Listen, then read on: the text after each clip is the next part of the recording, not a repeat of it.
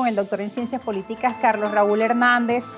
Durante este año 2025, como decíamos, las acciones de Trump han marcado pues todo el centimetraje de la prensa internacional, las de Trump con las políticas arancelarias, con sus acciones, que si Trump es impredecible, que las estrategias de Trump, que está jugando al duro, o bueno, muchos pues analizan su autobiografía, él es un empresario, viene de un programa de televisión muy famoso. Él es un empresario que se hizo rico. Viene de una familia rica. Él se hizo rico trabajando con la mafia de New York y además sistemáticamente utilizando la quiebra como mecanismo para recuperar recursos. Él es un inversionista fracasado que creció gracias al Estado norteamericano.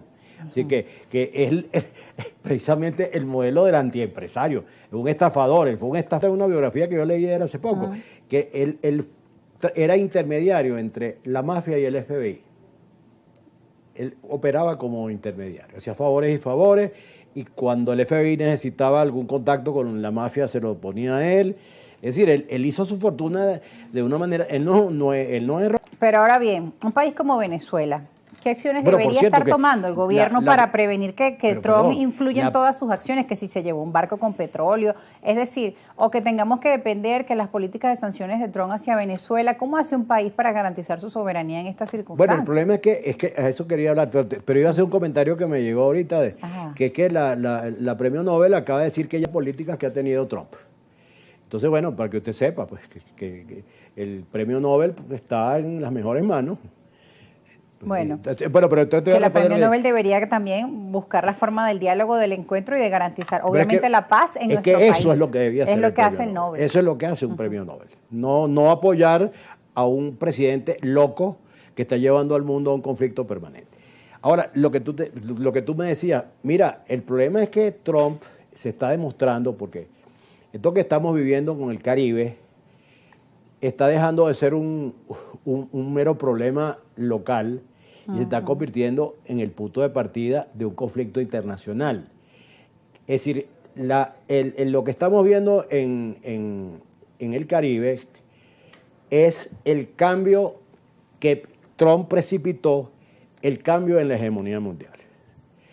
A ellos no se les ha debido ocurrir nunca hacer eso que hicieron, porque eso los está poniendo a prueba. ¿No te diste cuenta que al día siguiente de que secuestraron y se robaron el barco con petróleo venezolano, los iraníes secuestraron un barco con 6 millones de barriles de petróleo?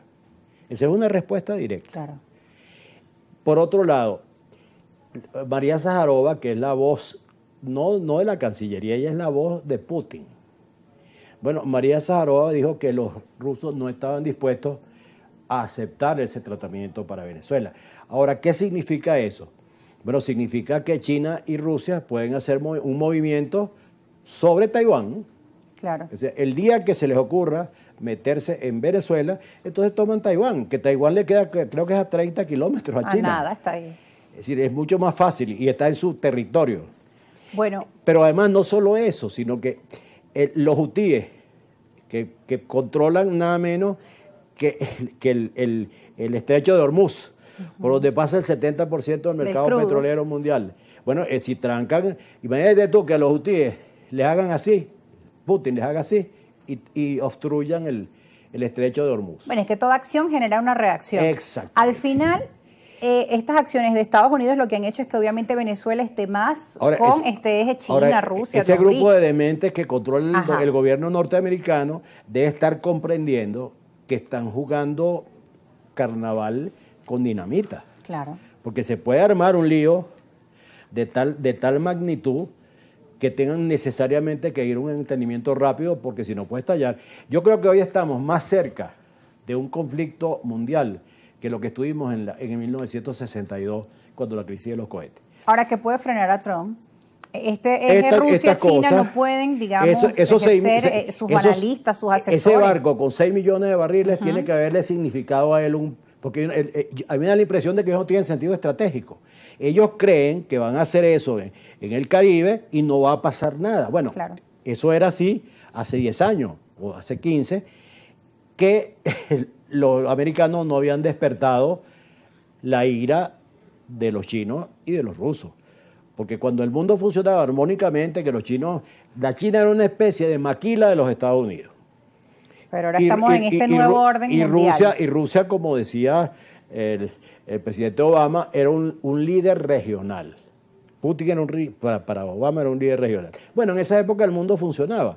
Ahora, cuando empezaron Trump y Biden a molestar a China y la convirtieron en un enemigo y se aliaron China y Rusia, el mundo cambió porque China y Rusia... Claro, acercar a China y a Rusia después de tantos años. China y Rusia juntos. Estados Unidos no le llega al 70% de la potencia bélica que tienen, tienen entre esos dos países. Cuidado si la primera potencia nuclear en este momento, bueno, cuidado no, eso está claro, pero la primera potencia militar del mundo es Rusia, por encima de los Estados Unidos. Porque lo está demostrando. Todas las armas de los Estados Unidos y de la OTAN se probaron en Ucrania y Rusia se impuso. Hay una cuenta donde muestran como los líderes con su fuerza militar, Estados Unidos estaba en el primer lugar, pero muy de cerca a China, y es lo que tú mencionas, y luego China y Rusia. Pero esto, no sé, podría haber cambiado también con estas últimas datos que tú tienes. Pero si todas las armas americanas se probaron, tú te acuerdas que cada rato decían, es que ahora vienen los tanques, no sé qué cosa, que van a definir la guerra. Y resulta que de acuerdo que Putin dijo, arderán. Tanques ultramodernísimos, invulnerables, que nadie los podía tocar. Y el comentario de Putin, arderán y ardieron. Estamos como uno, Carlos Raúl. Bueno, más a veces se calienta, a veces hay que prender la calefacción, te digo, porque estamos muy cerca de un conflicto internacional grave, con una diferencia, yo te lo comparaba con la crisis de los cohetes del 62, pero en esa época había grandes ventajas. Una de las grandes ventajas es que los americanos descubrieron a los cohetes en Cuba por casualidad. Fue por una foto que tomaron y salieron, ¿no? Y Khrushchev siempre estuvo dispuesto a negociar y salieron del problema. Ahora tú ves que Trump está haciendo todas las cosas conscientemente y se está consiguiendo con unas paredes que él no imaginaba que estaban ahí. Claro. Entonces eso pone en peligro mucho el mundo. Tenemos que ir a la pausa, pero ya regresamos. Vale, nuevamente te está sonando la campanita. Pero ustedes no se preocupen que ya regresamos. No se aparten.